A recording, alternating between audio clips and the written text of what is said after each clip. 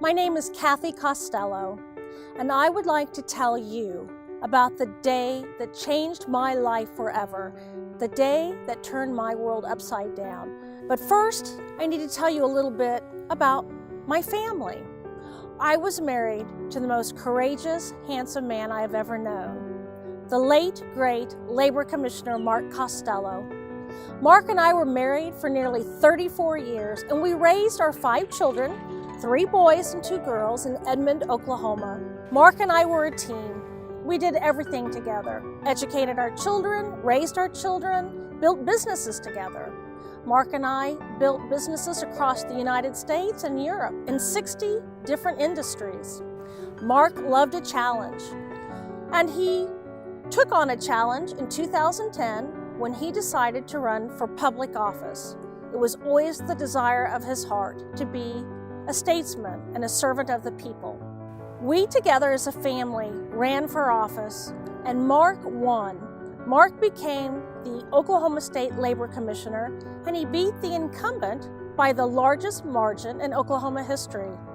It was an exciting challenge, but nothing compared to the challenge that we would encounter when our oldest son was diagnosed with severe mental illness in his late teens. Our son Christian was diagnosed with schizoaffective disorder with psychosis. Well, like any parents who love their children, Mark and I did everything we possibly could to help our son. We studied medications, we took him to the best doctors we could find, we took him to facilities, and we researched the best treatment and the best treatment outcomes. As we became educated about mental health, we would go to support groups like NAMI, National Alliance of Mental Illness, and we began to learn that 1 in 4 Americans suffer with a mental illness. Mark and I did everything medically, physically, spiritually, emotionally, and financially we possibly could within a broken mental health care system. On August 23, 2015, Mark and I met our son for dinner on a quiet summer evening at a local restaurant, as we frequently did. But this day was different.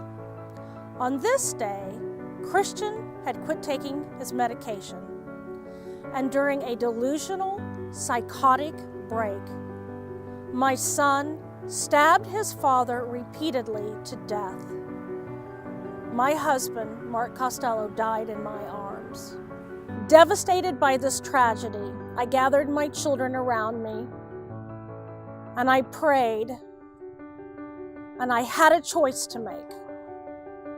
I could crumble, and I could fall apart, or I could pull myself together and lead my children and to try to be a voice for those who suffer with mental illness.